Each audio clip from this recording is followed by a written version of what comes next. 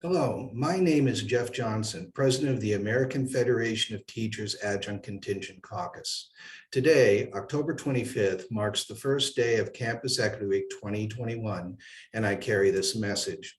First, to all adjunct and contingent faculty, a shout out of appreciation for your hard work as teachers, parents, and caregivers in what has been a time of unprecedented struggle.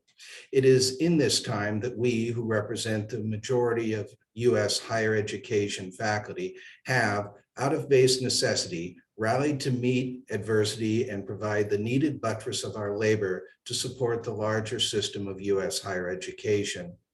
We not only undertook the creation of online and remote distance education platforms on short notice, but did so often with limited or conversely extensive but unpaid training. And in contrast to many of our tenure track faculty, we had to do separate and repeated trainings for each of our institutions, some of us teaching class loads in excess of what our tenure track faculty endured. It was not without a sacrifice and a cost that is still being given and paid. And now to both these faculty and a larger audience, as COVID rates are tentatively appearing to subside, many Americans speak of a return to normalcy, and this extends to our colleges and universities. But as adjunct contingent faculty truly know, the real impacts of COVID on their ability to work, live, and function are, in many ways, yet to be fully realized. For them, a contagion of precarity, one which became pandemic even before the outbreak of COVID, continues and worsens. U.S. higher education is experiencing system-wide declines in enrollments, meaning a loss of work for adjunct contingent faculty, and with it, a loss of access to what little, if any, healthcare benefits they may have had. These same faculty, in many states, get to experience the double blow of not only being unemployed, but because of poor language regarding reasonable assurance, are also denied unemployment benefits. For public institutions whose funding is tied to enrollment, the inevitable crash in funding will lead to further class cuts, not only costing adjunct contingent faculty work, but disenfranchising students, particularly BIPOC and lower income students, whose institutions of learning are most impacted. This is further reinforced by a US Congress's failure to fund free or even affordable public higher education. Equally troubling is the significant reduction in additional aid to historical Black colleges and universities. Yet sadly, even with this needed funding, adjunct contingent precarity would remain in place, in that the larger inequity in US higher education and US culture in general would still remain. In an equitable system of higher education, all instructors, on the basis of experience in education, would be paid equally or proportionate to the work they do, simply in that students themselves do not distinguish between a professor as an adjunct contingent or tenure track faculty member, let alone understand the distinction.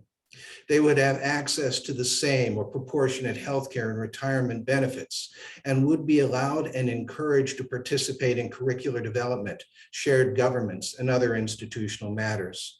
Further, they would, after prescribed time with satisfactory evaluations, enjoy an equal degree of job security to the fullest extent enrollment would allow it.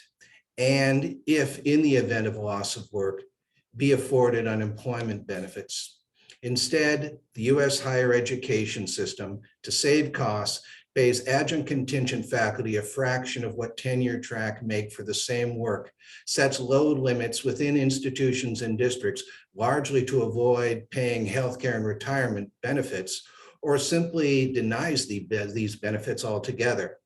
They are more often than not further barred or discouraged from participating in curricular development, shared governance, and other institutional matters. And when there is exception to this, usually not compensated. Finally, as adjunct contingent faculty work is defined as, quote, temporary in nature, many states will deny unemployment benefits. Ironically, many of these, quote, temporary faculty have been hired and fired on a term-by-term basis for decades, paying into a system from which they will never collect. The fractional treatment of these faculty, who in contrast to tenure track faculty are, in larger proportion, women or ethnic minorities, points to an even deeper systemic inequity born out of America's darkest impulses. As such, it not only harms the lives of these faculty and their families, but their students, the US higher education system, and America as a whole. Much of this inequity is permitted to exist by the willful ignorance or insincere rhetoric of politicians and policymakers who acknowledge but then defer from the problem, and by a media uninterested in discussing the mass scale of the problem, connecting the problem to its causes, let alone entertaining solutions. In spite of the recent Congress's shortcomings regarding higher education fundings, it has the means, and with little relative cost, to at least end the ignorance and neglect on the issue. The US government, empowered by congressional action, can and should conduct a full study of adjunct contingent pay and work inequity in the US higher education system, either through the Departments of Labor or Education, and publish those results.